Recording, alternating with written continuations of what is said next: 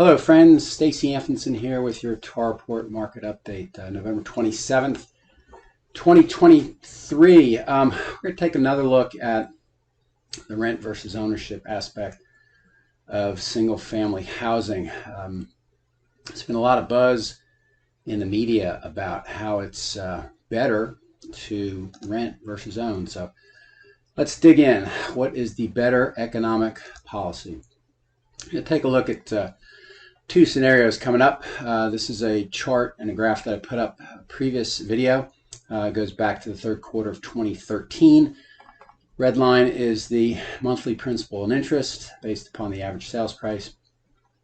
Gold line is the median monthly rent for attached housing. And then the blue line is the monthly number of new listings for attached housing.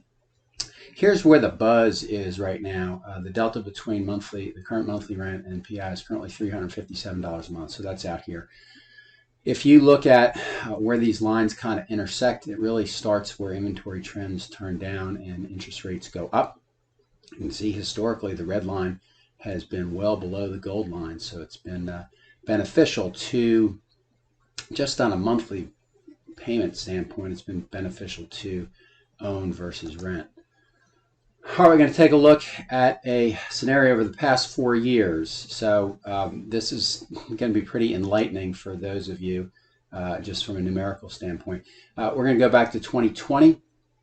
We assumed a 12-month lease on each of these things. This is the median monthly rent for attached housing from TMLS. Back in 2020, it was $1,450 a month. Now it's up to $1,945. If you looked at the total amount of rent paid during that 4-year period, it was about $83,000. Now, the next scenario is the median sales price for attached resale housing in Wake County. We looked at based on contract dates, starting off in January 2020, and this 356.5 is through November of this year. So that's a 53% increase comparing 2023 with 2020. So we'll look at some financial facts for this first scenario. 53% increase in the median sales price, indicative of potential equity gain. That's just comparing house price metrics. If you go to repeat sales methodology, it's a 61% gain. It's a 58% gain based upon the FHFA house price index. So all those, if you go back through the history of U.S. real estate, all those are significantly well above historical norms. The monthly principal and interest based upon the January of 2020 median price and a 5% down payment is $920. Yes, that sounds really, really low. The total monthly payments over that 4-year period would be about $44,000. And the last thing, after 4 years, your principal balance would be at $202,000. So let's just take a look at shelters, dollars spent for shelter over that 4-year period. Significant gain significant advantage for the dollars spent for principal and interest, $44,000 versus $83,000, almost half of that. And here's the biggest thing, right? We talk about how do you create wealth in this country and the disparity of wealth between the haves and the have-nots. In my opinion, I'm sure most of you who subscribe to this and the TAR reports would share it. Ownership of real property in the United States of America is the greatest vehicle to create wealth. And this is really a great example and illustration of it. Look here down at the bottom, a $12,000 down payment in January of 2020 produced a $154,000 return.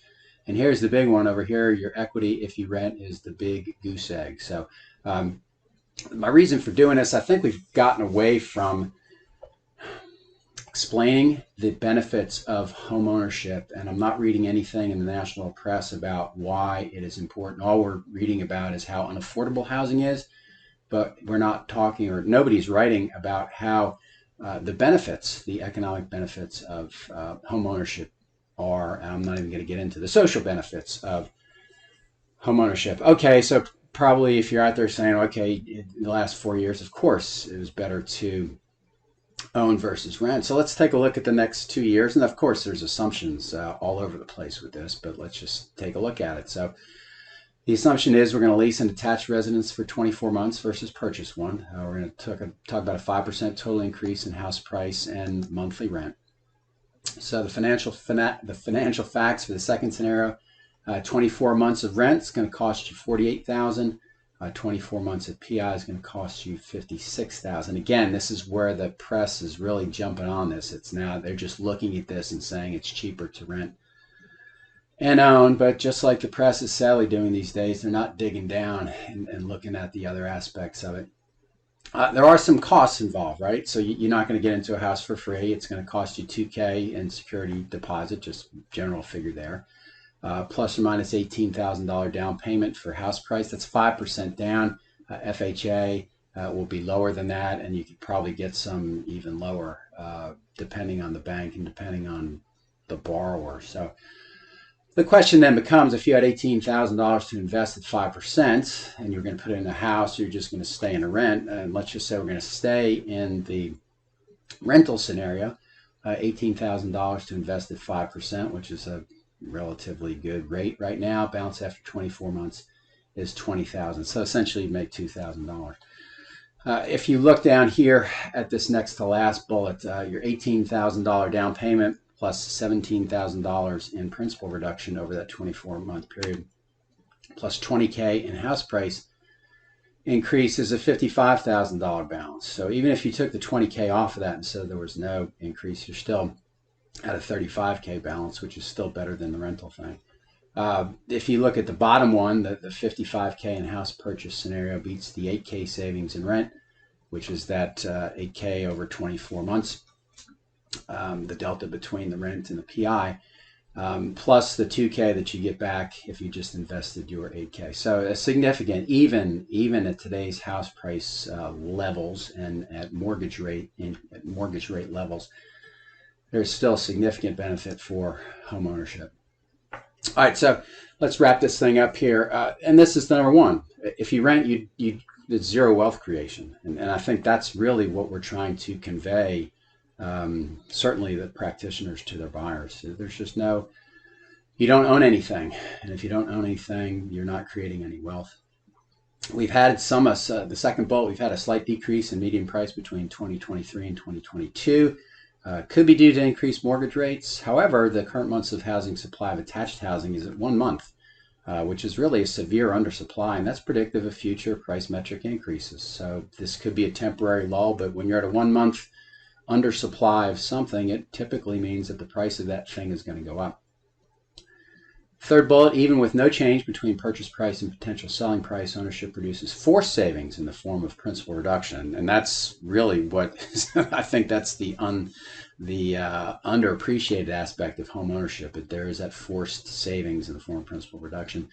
I didn't even get into the tax incentives, which favor ownership, which are not factored in either scenario. So you've got the tax deductions in terms of property taxes and mortgage interest, and if you gain, house price appreciation is when you sell from one to the other is not taxed. So all those things I did not factor into it. So this is really a kind of a basic analysis between the two, but I really think it's important that we have this discussion with practitioners and those outside that are thinking about it, and even with the press, because there's been nothing that I've read from this aspect proclaiming the benefits of home ownership. So please take this information and run with it, and you can actually dive into it on your own and make it specific to your buyer. So that's all I've got for now. Certainly appreciate you taking the time to listen to this. If you like the video, please give me the old thumbs up. If you're interested in further information, I strongly encourage you to subscribe to the TAR Report, www.tarreport.com. That is all we have for now. We will see you next time.